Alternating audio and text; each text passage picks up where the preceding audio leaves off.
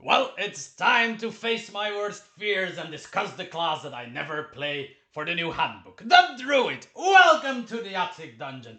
My name is Sam, and whether you have the eye of the tiger or want to go aye at sea, I'm here to help you with everything. You're still watching, dear God, you survived the intro. I am impressed and pleased. If you want to impress and please me some more, subscribe, leave a like, a comment, do something, engage with me, you peasants. I mean, nicest people on the planet. Let's just talk about druids for today, yes. So, next class on our trip through all of the PHB 2024 classes is the Druid. I'm still going in alphabetical order. The Druid is the D, comes after the C of Cleric. Oddly enough, has a subclass with C as well now. I'm getting ahead of myself. We're talking Druids, you know, those nature classes that I never play, but actually look kind of cool when they're doing the things they do. Did the Druid change a lot? Yes, more than the Cleric. The Cleric had like tweaks and pulls, but in general had the same idea. The Druid has received medium changes. It's still the Druid. You're still doing what a Druid does, nature spells, wild shaping, bada bing, bada boom. But there's a few extra abilities, a few useless ones got trimmed, some of the subclasses got a huge revamp. So, I mean, let's just dive in Druid Town. The changes happen already at level 1, where now Druids only get light armor proficiency. Dear gods, where did the medium armor go? I'll tell you in a second. They still get shield proficiency. The most important proficiency related thing is that Druids no longer have any metal restrictions whatsoever. Older editions, I'm talking 3, 3.5-ish, 2, Druids were prohibited from wearing metal. They could not even cast spells when wearing metal. 5e had an ambiguous sentence that said, oh, a druid won't wear any metal shields or armor, but nothing really happened. If for some reason your druid was forced to wear metal armor, they could still cast spells, is what I say. Mind you, one of the longest, if not the longest, ongoing discussion on the D&D Beyond forums is what happens when a druid wears metal armor. Dear God, it's pages and pages, like 40 pages of discussion about druids and metal. Don't go there. But still, you should know. So druids don't get medium armor off the bat anymore. They do still get shields. Why not medium armor off the bat? They have a similar choice to make like the Cleric has. They choose to be either a magician or a, can't remember, protector or whatever. And the magician is equal to the thaumaturge choice for the Cleric, where you get an extra cantrip and some of your knowledge skills get buffed. In this case, Arcana and Nature, quite befitting for a Druid. They get a buff, I think, equal to your Wisdom bonus or what have you. Whereas the Protector, which name I forgot, gains access to medium armor and martial weapons. And they can use metal. Yes, metal druid. Headbanging everywhere. This is... I like choice. I don't mind light armor druids. If you're an Asterix fan, there's Getafix the druid. He's like the classic, I'm wearing a robe and I'm a druid. I know some potions here and there, but I'm not like an armored battling druid. So that's cool that that is an image that now has a place in Dungeons and Dragons. On the other hand, I think the martial option would only be picked for the medium armor bit. There's so very few druids who would pick up martial weapons and do something productive with it. There's an option, there is something built into the later druid abilities that makes you less shit at attacking with weapons. It's on par with like cleric stuff, so there's the option. I think it's rarely going to be the best option, because that would involve building something like strength or dexterity to keep your weapon skills up to snuff, and I think that's weird. But hey, the option is there. You don't get any weapon masters if you take the option, so it's just, I don't know. I like having medium armor, but I think I prefer the flavor behind the light armor druid here and what the ability brings to the table. An extra cantrip, better proficiencies. That's good stuff. Just medium armor might not be worth it in the end. Another change is druidic. Druids always get Druidic as a language, and there's two important changes. Well, important changes here. There used to be a perception check for others to be capable of seeing your Druidic or any Druidic handwriting, but they couldn't understand it. That has become an investigation check, which I suppose makes sense. You're not just looking around the room and, oh, look, a Druidic inscription. You're like going, oh, I'm looking around. Oh, look at that, some Druidic. Can't understand it, but you know, it's there. And important, in the same ability, it now says you always have talk to animals prepared. Every druid's favorite spell. The spell that forces me as a dungeon master to roleplay oysters as they're being eaten off the dish. The wonderful spell, every druid now always has it prepared, which basically opens up another spell slot for you to prepare something in. Spellcasting wise, druids still pretty much function the same as before. So that's the level 1 package for druids. Already quite a few meaningful changes there in the choice you have to make and the free talk to animals. I was a bit like about the choice you have to make because it looks a bit too much like Clerics, and Druids get another ability that's a bit too much like what Clerics already had. And I was at a point where I'm just, now you're just nature Clerics. Point. Period. With less armor, I suppose, than a Cleric, since they go from medium to heavy if they pick the thing, blah blah blah. But still, it's a bit too Cleric-y in the base abilities to my liking, with Channel Divinity being replaced by Wild Shape stuff. Luckily, the subclasses deviate heavily and make your druid a lot more unique and different from what a cleric is doing, apart from a different spell list, of course. But you get the idea. You want your base mechanics to be different from other classes. I don't just play a class for the spell list, I play a class for the base stuff as well. Weird me, I know.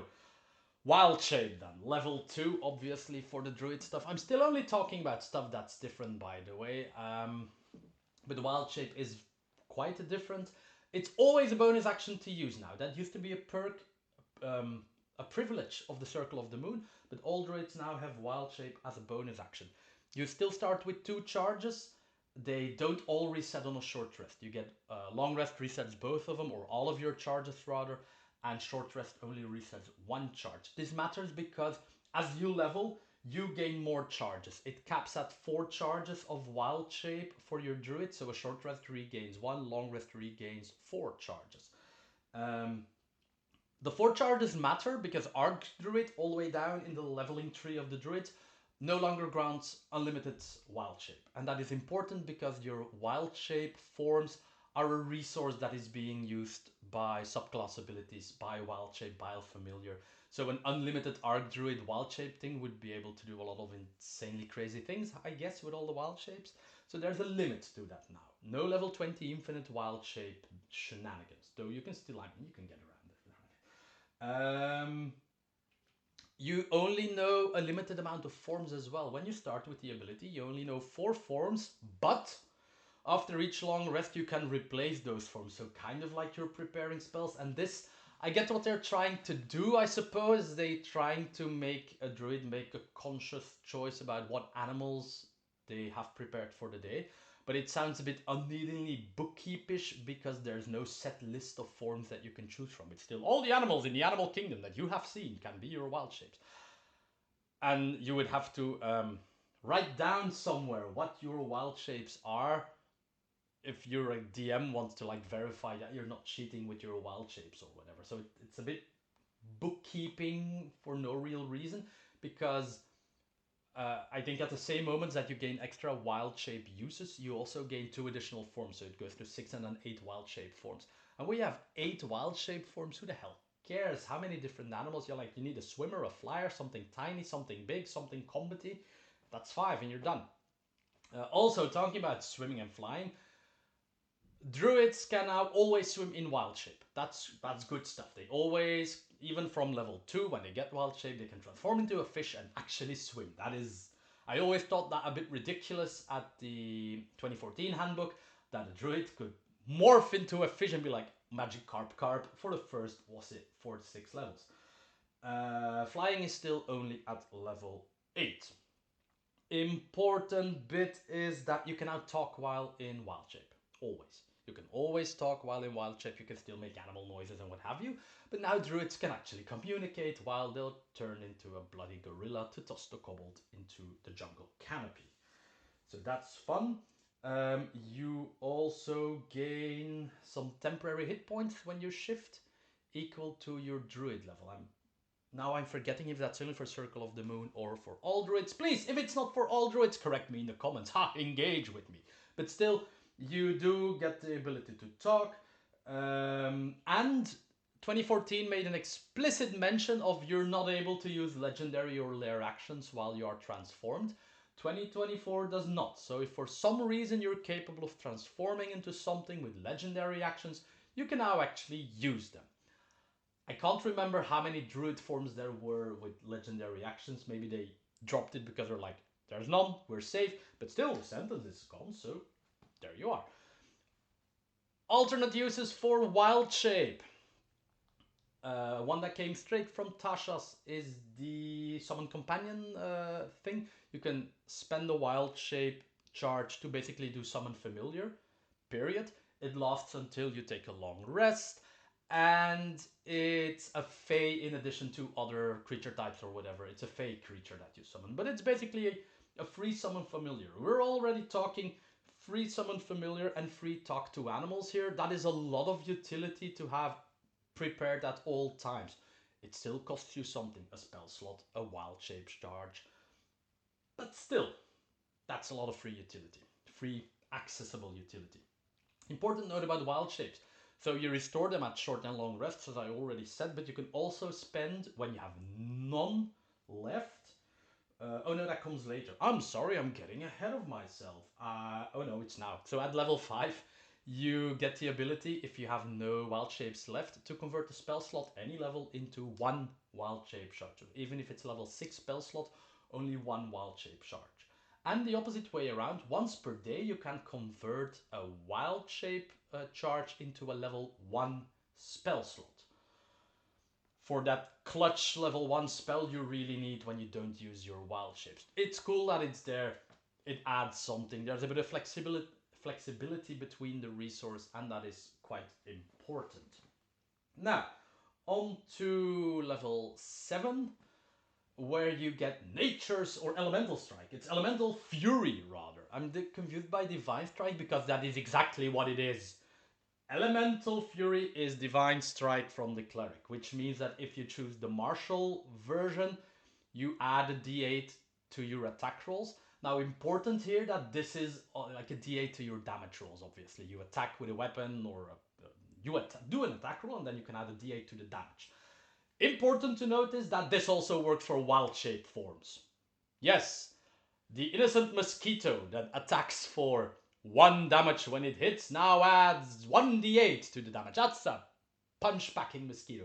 But more important, this is one of the ways they scale combat forms, wild shape forms, in 2024, because you'll see that the turning into an elemental stronger form thing, that's gone. So they need to scale differently, and this is one way, the martial variety, that allows wild shapes to scale their damage as you level. The other version does exactly the same as the cleric version, namely add your wisdom to your cantrip. So it's caster version, martial version, more damage on cantrips or more damage on weapon strikes, on animal strikes, you know, the whole thing. And you see they're trying to make like that martial druid option here, like, oh, you have martial weapons and you have elemental fury and you can attack with your weapon. I still think it's a shit option because you have to build dex or strength and you want to be building wisdom because you're a full caster. I hate this half lackluster, you can be a martial druid but it's shit, you can be a martial cleric but it's slightly less shit options. Make a proper build or don't do it at all. It might work for multiclassing, but who the hell multiclasses up to level 7 frequently? So that's basically Divine Strike with a new name and a different damage type. I think it's, I can't remember what the damage type is, but it's not radiant damage. That's all you need to know. Later on, I can't remember when anymore. I like level 14ish or something. Druids usually get Beast Spell, which is an ability that allows them to cast spells while in beast form. There was one important limitation in 2014. You could not do spells with material components. You can do that now, so you can cast, hypothetically, if you have access to it. Fireball while transformed into a bat, which is hilarious. Fire bat. Death from above is really going to be a thing. You cannot use, however, spells with material components that get used up or that have a cost, like no resurrecting with a 500 GP gem that gets used while transformed into an innocent beetle that can crawl into somewhere. That's not going to work. But a lot of spells have become accessible to your animal forms thanks to Beast Spell, and that's fun. Then the last thing you get as a generic druid, Arc Druid. As I said, no more unlimited wild shapes, but they do now get one at the beginning of combat if you've run out. So I think in between being able to sacrifice spell slots to gain wild shapes, having 4, resetting 1 on short rest, and resetting 1 when you have none at the start of combat, you should be able to reliably keep wild shape going to do something. Whether it's summoning a companion, transforming into an animal, or using one of the alternative things that the subclasses will offer in just a minute. Arc Druid also includes Timeless Body now. You used to get that at level 18 for whatever reason, where you only aged like once every 10 years basically. So that's in your Arc Druid thing now, and Arc Druid also improves your wild shape into spell slot conversion. As I said, from level 1 or 2 on, you're able to convert a wild shape charge into a level 1 spell slot. Now you can convert wild shape charges once per day, a ratio of 2 spell levels per wild shape search thingy. So technically, if you have your 4 wild shapes and you pump them out all at once, you could reset your level 8 spell slot. That is, that's not bad actually. That's saying, yeah, sure, I'll sacrifice all of that junk, but I'll cast some level 8 spell again. That's a good deal, knowing that the combat after you will regain 1 wild charge from Arc Druid, and you can always sacrifice a level 1 spell to get another charge, which is why it's limited to once a day. Otherwise you could always like convert the level 1 spell into a wild charge and then convert that into a level 2 spell slot and keep that. That's not a thing. So once per day you can reset a strong spell, and that's a cool capstone ability. That is really good. Yeah, that's all for the generic druid. Then we delve into the subclasses.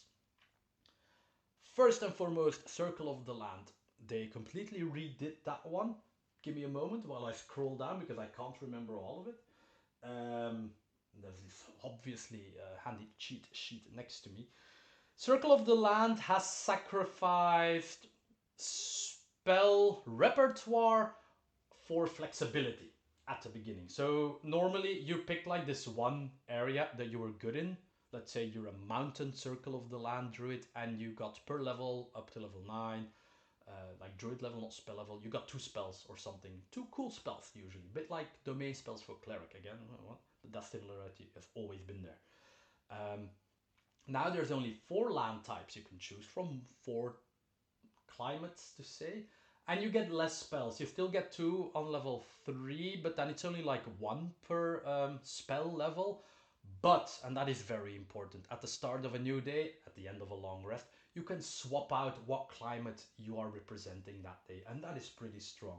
So there is like 5 or 6 spells associated with each climate, and at the start of the day you can choose which set of spells you want for the day. There's some utility, there's some damage. I think that is a solid choice because land druids could run into the option of, ah crap, I'm a mountain druid, I got lightning bolt or call lightning, enemies are lightning immune. Bugger all, my subclass is half useless now. That is obviously gone. You could just say at the start of the day, bam, I'm a temperate druid now, I have different spells, or I'm an arid druid is the one. I have some other cold spells now. Boom, that is really good. Flexibility is good. Having to pay a long rest to perform flexibility is normal. That is a decent proper price, but already that is a vast improvement on how land druids work, but it really does not stop there. You also get Land's Aid, which allows you to spend a wild shape charge to create, like, let's say a Wither and Bloom zone. So that's a zone where you heal allies and hurt enemies. I think it's 2d6 or whatever, and it scales as you level all the way up to 4d6, which is a pretty decent like free heal. It's an easy resource to spend. It resets on a short rest. Your one wild shape charge, and it's a nice effect. You are affecting the land, and that is cool. You are creating a harm and heal zone that takes the shapes of flowers and like briar, thorny roots and stuff. So that's a cool ability. Natural recovery is still there. You used to get that at level 2, now you get it at level 6. Why? It doesn't just allow you to restore a spell slot like it used to, it also allows you to cast one level 1 plus, so all of any of your land circle spells for free once a day. That includes up to the, what you get, 5th level spells that you get, so a free spell cast per day and restoring some slots again. That's a nice resource recycling mechanic there. It completely justifies in my head the bump up to level 6, adding a free solid spell cast a day. A free 5th level spell a day, I will never pass on those.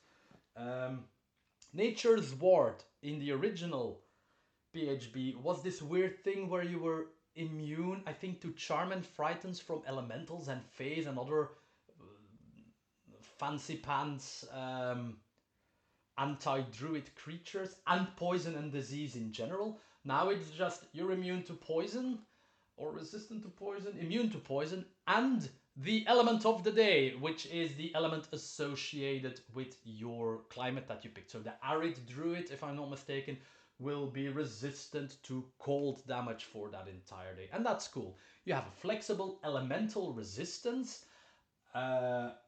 That is nice. Again, depending on where you're going. Oh, we're going to hell, better grab that fire resistance. That is a top-notch ability. And after Nature's Ward, the capstone is called Nature's Sanctuary, which is a lot better than the old capstone. I can't even remember what it was, but it was not good. This one allows you to create a half-cover forest that I think it also uses your wild shape charges. I forgot, whoops. But you create a forest that it gives half cover, grants your resistance of the day to all your allies in the forest, and it's a cube. The cube is movable. And important, the half cover is only granted to allies. So you can give your allies a place to hide in, fight in, resist the evil bad dragon's fire breath, and you can move it along as needed. This is a really cool capstone for something associated with summoning the power of the land. This is a good land druid. I really like the Circle of the Land changes. It has gone from one of the very first and kind of druid subclasses to a really solid contender for flexibility and party utility, which is what a druid should have some really strong options in. Then to ye old fan favorite, the Circle of the Moon. Important stuff. Now, obviously, they lose an ability, combat forms, or what is it, since everybody can wild shape as a bonus action, they don't need that anymore. Your armor class, and that's an interesting one in the line of trying to make wild shape forms last longer as you level. That was one of the inherent problems with Moon Druids. Really strong at first, but they kind of trailed off once you passed level 10. Your armor class will now be 13 plus your wisdom, if that is better than what the base form offers. So if you max out your wisdom, which since quite a few abilities rely on your wisdom as a druid now, you should really do, and that means that none of your animal forms will have lower than 18 armor class as a moon druid. Even like a bloody mosquito will have an 18 armor class. That's a tanky mosquito, but it's a nice buff. You also get moon spells. It's a list of, I think it's 5 or 6 spells that you can cast in animal form before getting beast spells. And again, that is really good. They're all lunar or animal themed spells and 2 healing spells. So like Cure Wounds and Mass Cure Wounds is in there. We all know that healing during combat isn't the most efficient thing, but it's really cool that as a moon druid you can decide, bloody hell, it's Mass Cure Wounds time because we really need it for some specific reason. Moonbeam is in there, Font of Moonlight, which is something new, I think. So it's all logically lunar related or animal related. Summon animals. Oh, I have to check which one it is. Damn it, I forgot. Conjure animals. Like the one where you summon a mass of animals, that's the one that you get as a lunar druid now. You will notice in general that there is a much stronger lunar theme surrounding the Circle of the Moon druid, whereas the original one had none. It was called Circle of the Moon, but nothing said, you are the moon. You were just becoming elementals and animals, and at least now you have some solid moon-related themes. I like that. If you name something after the moon, make sure the moon is a relevant theme in there. The improved animal forms that usually granted like a magical animal attacks. They don't grant like magical animal attacks. They grant you the choice on each strike to use either the normal damage or radiant damage. So you have something to circumvent physical resistance, but if you know that the enemy is radiant resistant, you can switch back to physical attacks. If the enemy is radiant and physical resistant, you're buggered. There, deal with it. That's why you have your lunar damage spells, I guess. Don't they also do radiant damage? So you're buggered. And your constitution saves get your wisdom bonus if you're in a wild shape. So that bear with an already impressive constitution save now adds another +5 because of your wisdom. Against your wisdom, kind of worth leveling at this point. At level 10 you gain a cool ability, Moonlight Step, I think it's level 10. You basically get a short range teleport, a 30-yard range, that also grants you an advantage on your next attack. So it's like a blink and slash, and that is cool to have. This replaces the elemental forms. It's at the same level, so level 10 was usually your elemental forms for Druid. This gets replaced by short range advantage granting teleport. You can use it a number of times, equal to your wisdom modifier per day, so again, level that wisdom, or spend level 2 or higher spell slots to regain usage here. And you might think, but without those elemental forms, what are we doing? I already mentioned at the start of the video, well, during the video, the fact that you have that elemental strike thing that adds damage on each swipe, the fact that you get a higher armor class, the fact that you get temporary hit points, the fact that you get a teleport, they're making the base beast form a lot more viable for higher level play. The fact those temporary hit points scale with your level. You're still going to come at a point, I suppose, where you'll feel this particular animal form is rather unsuited for this combat. You're still a 9th level caster at that point as well. But I like that they're focusing on the lunar aspect and the basic animalistic features of the subclass instead of going, oh damn, we're running out of useful animals, have some elementals which have nothing to do with the subclass. So I like this approach a lot more. And at, I forgot the capstone level, you get lunar form instead of whatever shitty wild shape or whatever, alter self. You got alter self. Yeah, I think it was called wild shape, the ability. And then you got unlimited usage of alter self. And I was like, wow, I want to be level 14 to gain unlimited access to a very, well, a cool but limited in use level 2 spell. Now you get lunar forms, which once per turn allows you to add an additional 2d10 of radiant damage on an attack while in a wild shape. So that's another buff on damage output for your forms. Once per turn though, but if you crit, it becomes 4d10, so that's good stuff.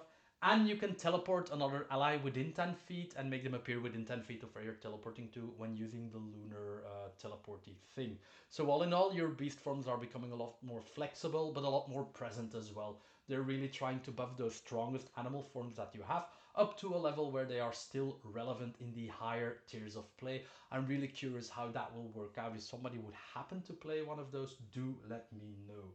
Then there's a new subclass for druids, Circle of the Sea, and it has me pissed. Why? It resembles the Tempest domain quite a lot, and I love playing clerics and I don't like playing druids. So they basically stripped my boy of his thunder and lightning subclass and gave it to nature's hippie lovers. Ack! Anyway, in a truly neutral fashion, which I am certainly capable of, I will go over the abilities and tell you what's what. It's not completely the Tempest Cleric, obviously.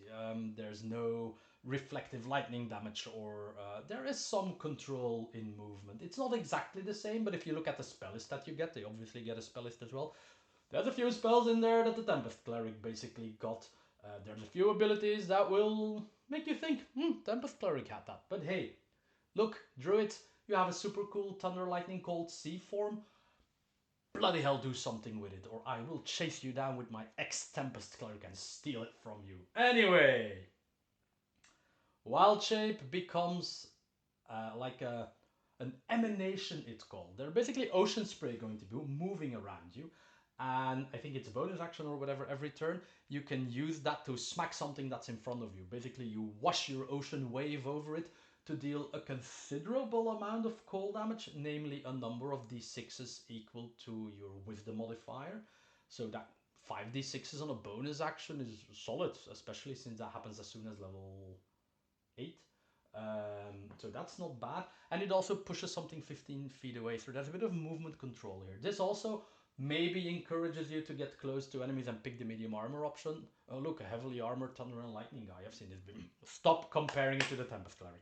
Leave the angriness behind. Become the hippie druid. So, it allows you to push enemies away. It allows you to deal a considerable, hefty source of cold damage, especially at the lower levels. Though it starts at a 5 feet range, so it wants you to get close to an enemy to smack them away with your wave. It's a cool concept, I can see it work. At level 6, the emanation becomes 10 feet. That's already good, and you gain a swim speed. That's nice. You gain a proper swim speed without having to morph into a fish. There you go. Can't breathe underwater, but you know, it's a start. 10 feet emanation already gives you a lot more options to smack things around. At level 10, you gain flying speed. God damn, Tempest Cleric had to wait until level 14 or 17, or what was it? You also gain resistance to cold, lightning, and thunder. That is a hefty upgrade. Even if this was like Tempest Cleric, that is a considerable upgrade from level. Capstone ability, you can fly to almost capstone ability at level 10. You can fly and you have resistance to 3 damage types. This is a really solid ability. They're damage types that do happen to be around, of course, depending on the climate your campaign is in. If you're in hell, there's not a lot of cold damage there, but still, good ability. Very solid level 10 ability. There's no underestimating free flying and 3 free resistances.